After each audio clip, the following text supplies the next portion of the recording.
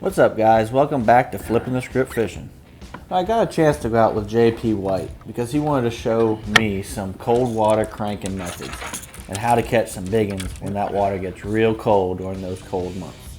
A cold water cranking is just a reference to horizontally moving baits. Typically that's crankbaits, lipped, lipless, and square bill, those type of things. But it can also be chatterbaits or spinnerbaits. Now, these techniques are right up JP's wheelhouse. He loves it when that water gets in the 40s and 50s and loves to crank up those big girls. And he has tons of pictures to show his success. One of the critical things that he wanted to show me were the specific types of cover, structure, and bottom contours that he likes to focus on to crank up these big bass. Chunk rock, creek channels, and grass clumps left over in backwater bays were some of the places that he liked to focus on. These structures offer sharp depth changes and ambush points for these fish to ambush their prey. Now, depending on the fishery, that may be as little as 1 to 2 feet or as much as 9 to 12 feet, depending on that fishery and the water clarity.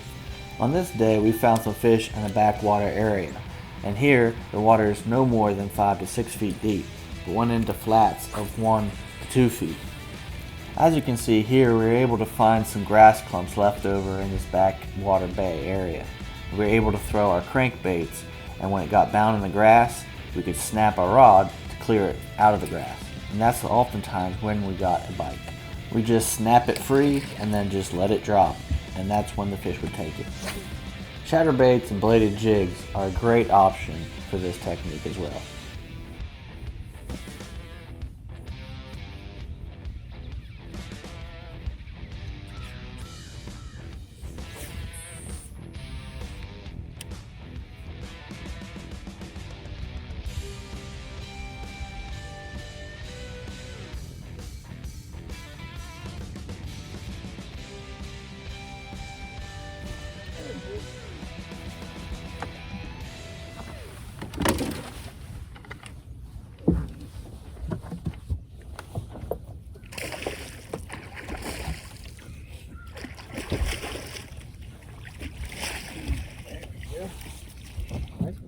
That's what we're looking for.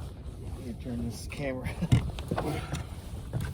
Breathe out, turn the wrong way. Alright. Nice one. It's a good 20-something incher. On that chatterbait, huh? On a chatterbait. Nice.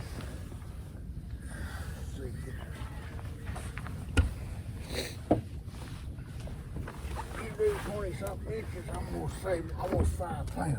Yeah. I'll put on my scale.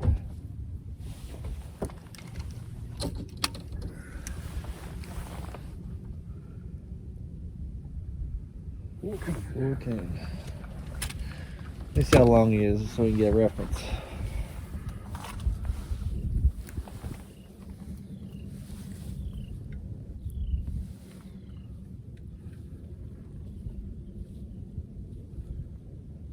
Six.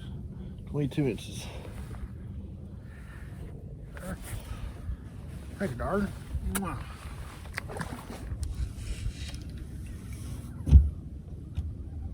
It's a pretty good long patch up here, but what makes it so good is there's a couple of little points Yeah, irregular. come out off of it.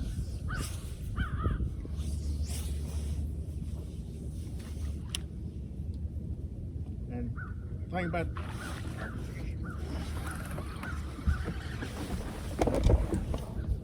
these fish, they stay in here.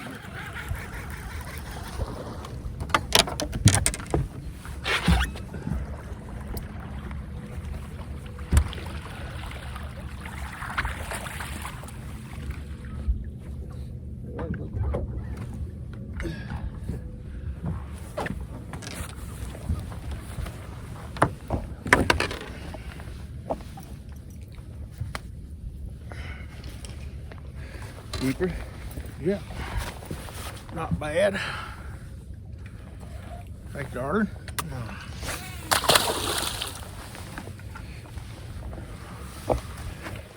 You know, very tall. Shad colors and chromes and whites are always good in that off-colored water. But this time of the year, especially when that water temperature is in the high 40s and mid 50s, red colors are always a good option. As you can see here, I'm casting to those grass patches you see in the middle of the screen. I'm trying to take it down by the side, and with braided line I can rip it free of that grass very easily. A medium heavy action rod with a fast tip also helps free it of that grass.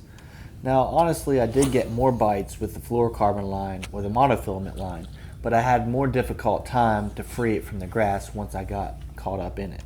So you kind of had to pick your poison and figure out which one you wanted most. Be free from the grass easily or get more bites. Ultimately, you have to figure out which one puts more fish in the boat for you. You ever throw that DT4 in demon color? The Rapala? I don't throw the 4. The 4 and the 6? I throw the 6 most. I throw the 10 some, but mostly the 6. But I will be going and throwing that DT8 Yeah. that they just come out with. I will be getting some of those and throwing them a good bit. See? Yeah. Good deal.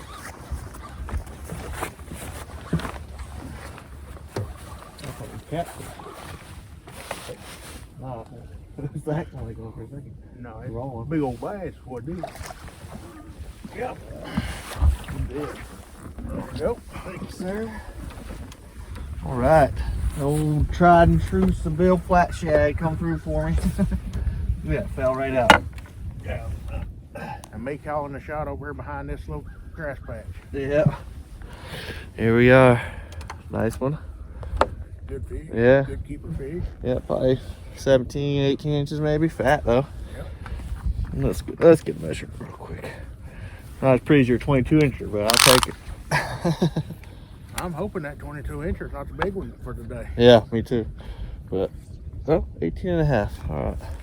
18 and a half. Yep. Good fish. Yeah, healthy too. All right, good deal. The old flat shad. You seen that video where I go and retrieve all those lures? Oh yeah, you had a fun day then. Yeah, this was the one I went searching for. Oh really? Yep. So it was in that pile? Yep. Sure did. Got it back. If you guys haven't seen this video, I highly recommend it. I find over 90 different lures. Yeah, these Seville flat shad, they hold a special place with me. Thick stuff there. Yeah.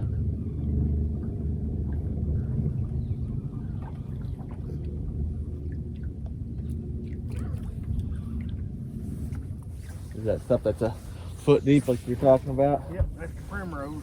Yep. Look down and see it right there. Yeah.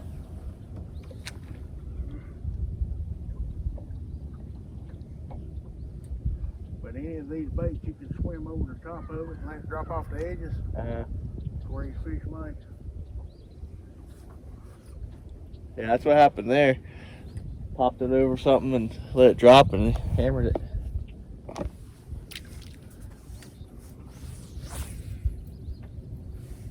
Recently, we've gotten a lot of rain, and the water level of the Tennessee River reservoirs has gone up significantly. When this happens, culverts and small bridges are great places to find areas where there are fish. Lipped crankbaits, jerkbaits, and A-rigs are great baits to throw in these areas. Yeah, that was a fish. It's chasing right there. See it? Right there. Yep. I also highly recommend throwing a jig and a shaky head up into the culvert and off the edge of the concrete, as I often get bites this way. Places like this, though, can be easy to get hung up, so don't forget about that flippy doodad. You can drag it through there and catch some really good fish.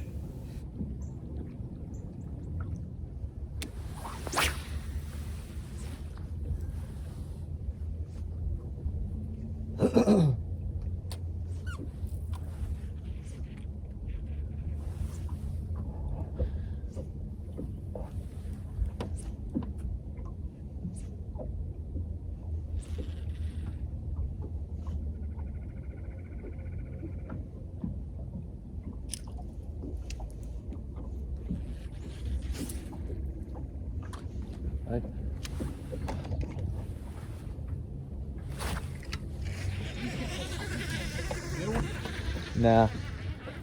Little one.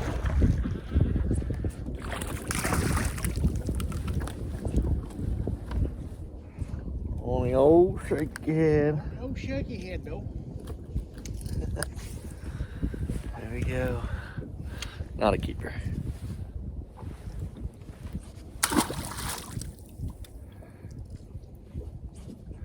Old PB&J. 1/4 ounce shaky head. See if there's a bigger one down there.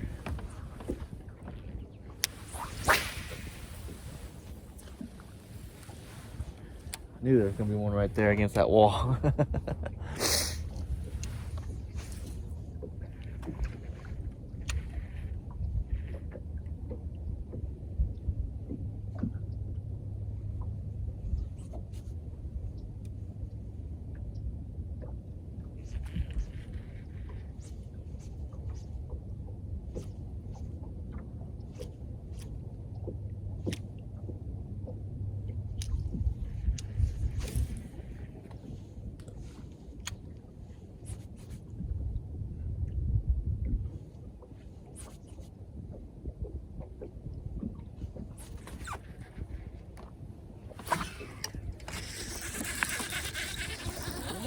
I found him. For a little one.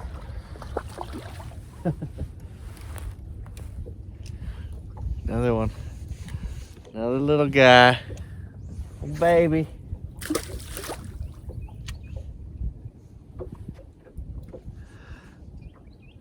They're supposed to be getting bigger, not smaller.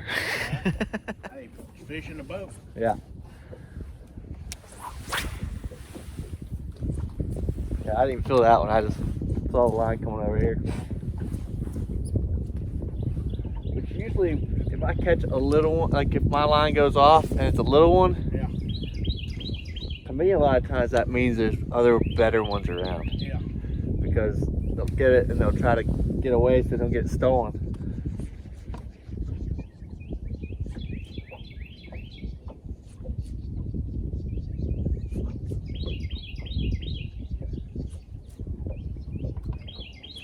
Anytime there's rain, you have a place like this, like a drain. I don't know. I'm not sure if water's going in or coming out, but Water's coming out. coming out. Well, that makes more sense because fish will sit there and eat a worm all day. We tried this for a little while, but it only yielded smaller fish, so we decided to go back to fishing the bays and the clumps of grass with the lipless crankbaits to look for some bigger fish.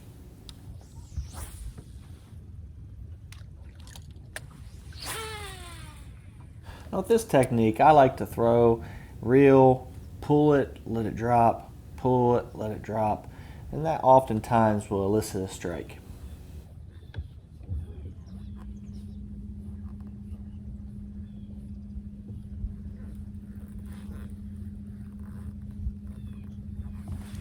One, that's a good one too.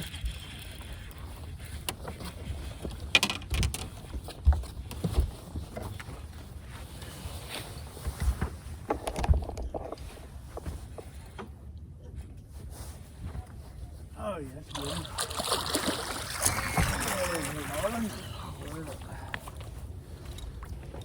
Good deal. Good. Good deal. Choked it. Put a Rayburn Red 2-tap on. Nice quality fish there. Might go 19 inches. Tell you what, he felt like a whole lot bigger than that. That's for sure. That's a solid, I'd say it's almost 4 pounds. Yeah, I'd say right around there. I'd say pretty close to that. There you go. Let's get a measurement. Might as well.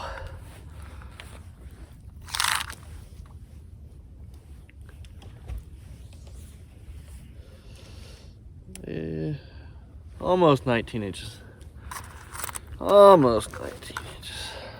Good, healthy fish. Alright, I think it's hot. Let's see here, right on this 2-tap Rayburn Red, 1/2 ounce.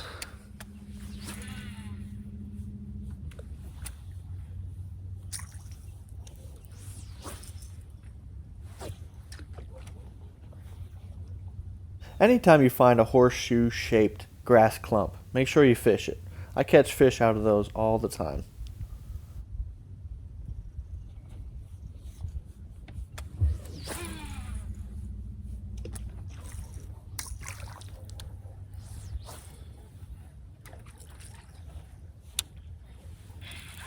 Good one.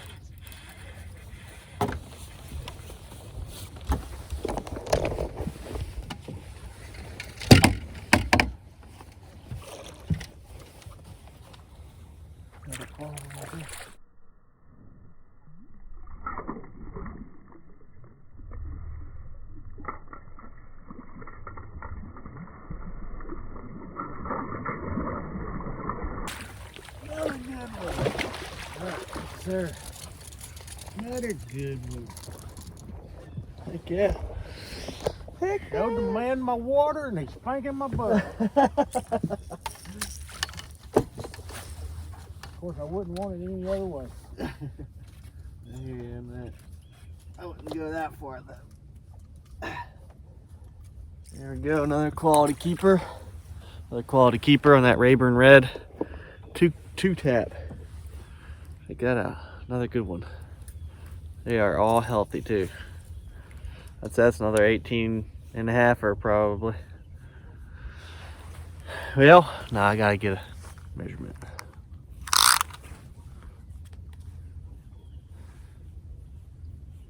Oh, he's almost 20 inches. Look at that. Yeah, right at 20 inches. I want to get a release of this one. Pretty fish. Thank you, sir. Gone. Took off. All right, good deal. I was going retrieving them a little bit faster. Just a good steady retrieving, loading up. Yeah. That was different than the other ones. The other ones hit it when it dropped. A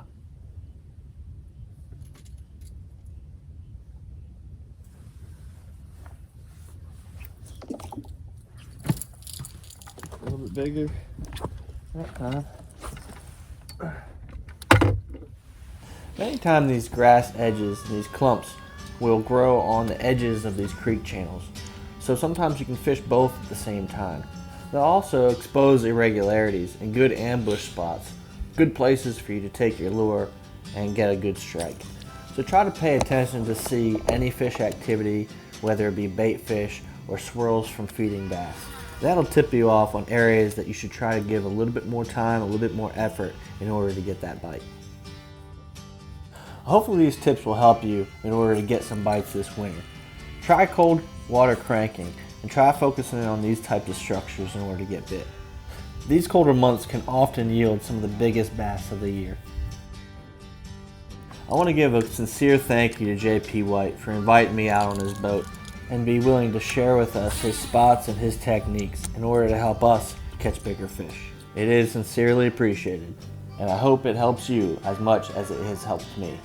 Until next time, guys, tight lines.